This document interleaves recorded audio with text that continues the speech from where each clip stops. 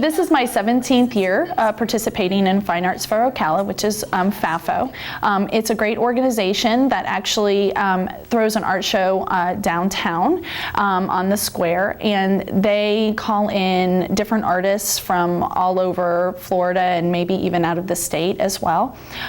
Students of Marion County are asked to participate. There's 30 elementary schools, and all the middle and high schools are also going to be participating in the show this year, and it's a great way for you as an art teacher to demonstrate what your students are doing. The kids are always so proud to have their artwork in.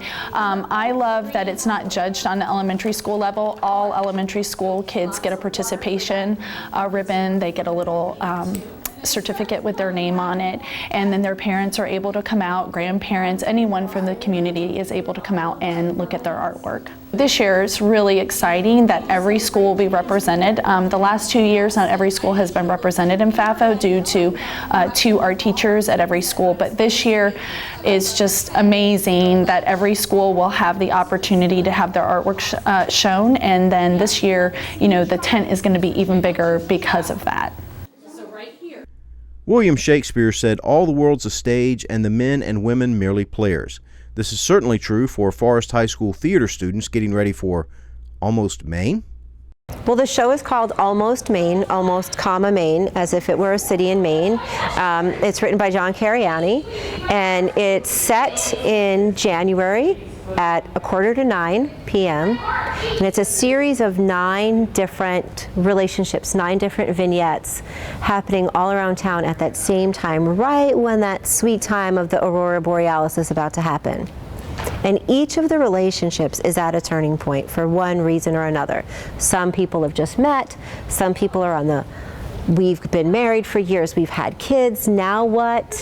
Some are breaking up, some are getting back together, some are reconciling and finding kind of closure. So it's a really sweet, poignant, and funny, because we all recognize what's going on with the relationships. Look at what is love, what are relationships? And really a reminder that love is available to us all. It just comes and goes in different ways, in different times and places. Tell the story. You know what, and when he did that, it felt like my heart would break. And then it did. It will be November 19th through 21st. That Thursday, because it's a school night, we'll do the show at 7 on the 19th, and then the 20th and 21st will be at 8 o'clock. Tickets are $10 for adults, $6 for senior citizens, and $5 for students.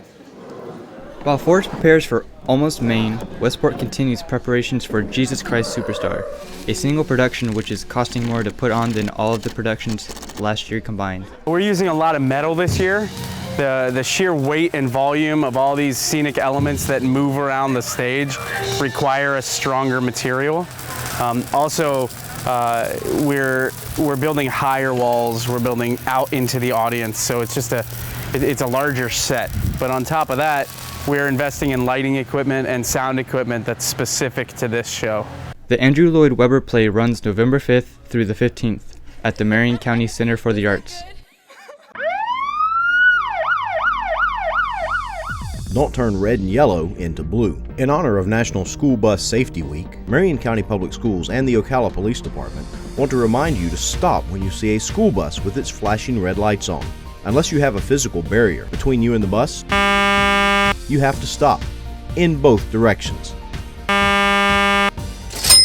Save yourself close to $300 and help keep our children safe. Don't turn red and yellow into blue.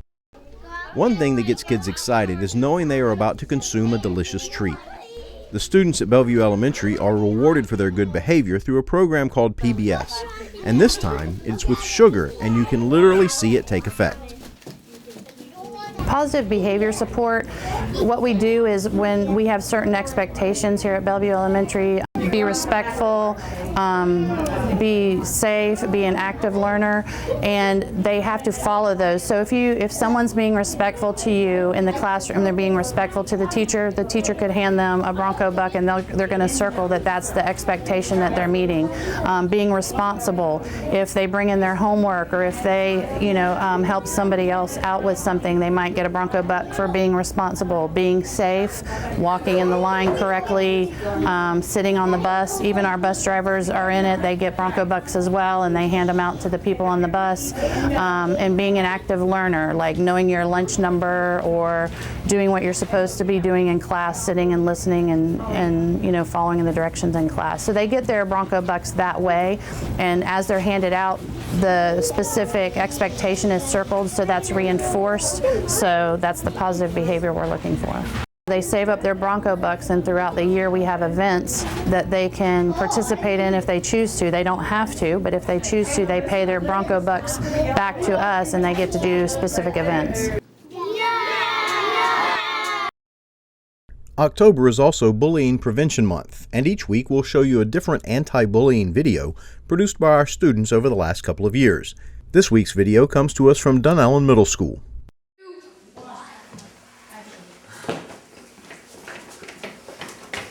That's right, punch him! Punch him! Punch him! Punch him! Wet Willie! You little twerp, I'm gonna get you, man. Hit him! Come on, hit him! Hit him! Hit him! Kick him!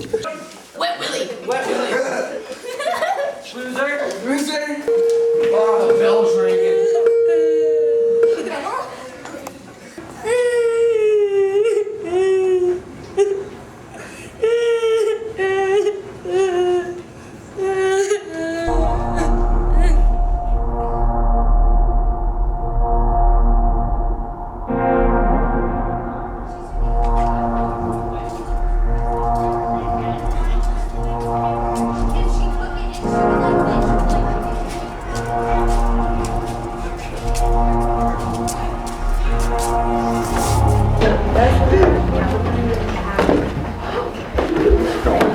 Look, the little wuss is in here today.